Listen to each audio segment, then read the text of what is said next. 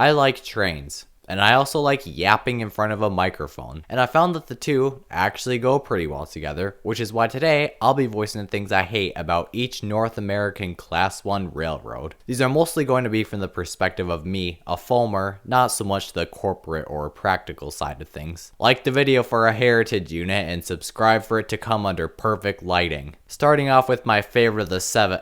Oh wait. 6. Crap. Burlington Northern Santa Fe. The obvious fatal flaw of BNSF is the sheer amount of GEVOs they have. Some people argue BNSF has a more diverse fleet of GEVOs than any railroad, so it's more interesting to watch. I disagree very strongly, because the reason their fleet is so diverse is because they absolutely cannot stay away from GEVOs and have hundreds of every single variant. They just ordered a whopping 800 more, a lot of which are planned to be used on coal trains, so it's probably goodbye to the SC70 Max and even the Aces a little further down the line. I understand GEVOs are better performance-wise, but as a foamer, I don't give a crap about performance, I give a crap about what's cool. It's not okay for everything to look and sound exactly the same. There's just no fun in that. Another thing that sucks about BNSF is their points-based attendance system, which basically turns the lives of conductors and engineers into a living hell and punishes them for taking any time off whatsoever, aside from federally mandated time off. I think it sucks, and I'm just a foamer. I can't even imagine how the crews must feel. Union Pacific. The most annoying part about the Union Pacific is their plan to store all their lovely SD70Ms. Get your shots of these beauties while you can, foamers, because they're all getting thrown into storage in the very near future. And it shows too, because they're already becoming way harder to find here and other places. I'd say 4 out of 10 UP trains used to have an SD70M leader. That number has easily been reduced to 1 out of 10. I'm sure some will still stay for yard and local service a little while longer yet, but it's gonna be impossible to find them on any road train soon. Kinda like all BNSF's EMDs nowadays. The second thing I'll be complaining about is easily the worst special interest unit ever made by any railroad, the 4014. Oh wait, wrong one. 1979, that's what I mean. For real though, bro, I don't even know where to start on how ugly this unit looks. They took a perfectly good Jeep and look at what they did to it. It legit looks like the guys at the shop just splattered a bunch of different paint colors all over the nose and said, yeah, perfect, looks really nice and creative, let's get it out of here. Oh well, I probably won't have to worry about seeing 1979 for too much longer, as it's an SD70M and will probably be joining its brethren in the storage lines before too long. CSX. I'm sure you already knew what I was going to start yapping about as soon as you heard CSX, and guess what? You guessed correctly. Now look, I think it's great that, unlike BNSF, CSX actually cares about their heritage and what built them up. Well, 3/4 of the way.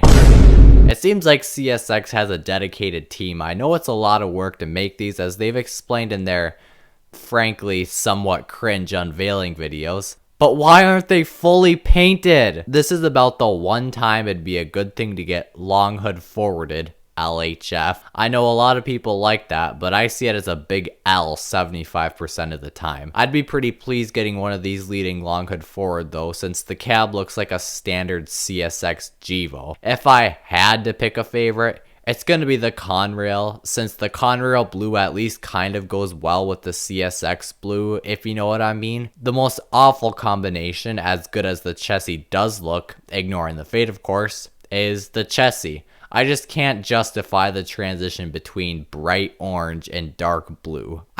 I'm sorry, I can't. It's all cool if you like CSX heritage units, that's fine bro. I just really think they had such good potential if it wasn't for that fade, and it just really ticks me off. I'm sure I'd still be foaming like crazy if one came up my line just since it's CSX, but I wish it was better. Norfolk Southern. As we all know, Norfolk Southern is notorious for all the Dash 9s they've been rebuilding into AC44 C6Ms. And while I do think the C6Ms are pretty slick locomotives that look pretty nice and sometimes have pretty great horns, the Dash 9s are cooler because, well, they're older. The older, the cooler. I don't think that highly of Dash 9s because they basically just look like a slightly older GEVO. Obviously they have their differences, but the NS ones have always stood out to me quite a bit just since it's foreign power, and boy do they have some of the greatest horns out there. It's definitely sad to see them go. Another thing I'd have to complain about is the infamous East Palestine derailment. I could go on and on about how stupid it is that that even happened in the first place, but we already know the whole story, so I'm just gonna skip that and move on to the other thing I hated about the derailment. And that is the amount of unhinged people I kept coming across, both in my comment section and in real life. I could just be chilling trackside, and then people would drive by and be like, "Are you trying to get yourself killed? You know, these trains derail on purpose." Another thing I heard, "You better not get on the government's bad side. They'll derail a train here right now if they want you gone."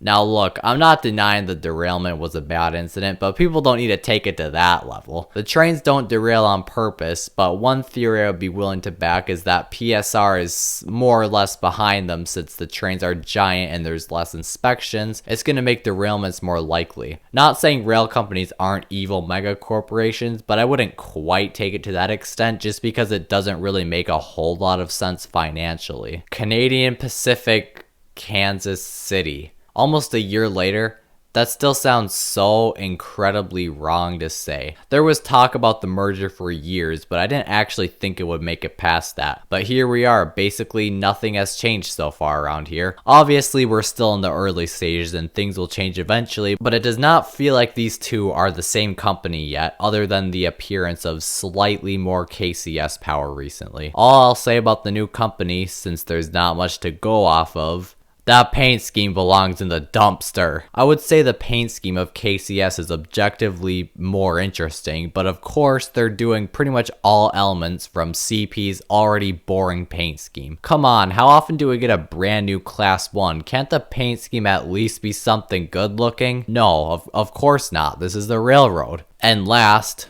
oh yeah, certainly least, Canadian National. CN, what is this?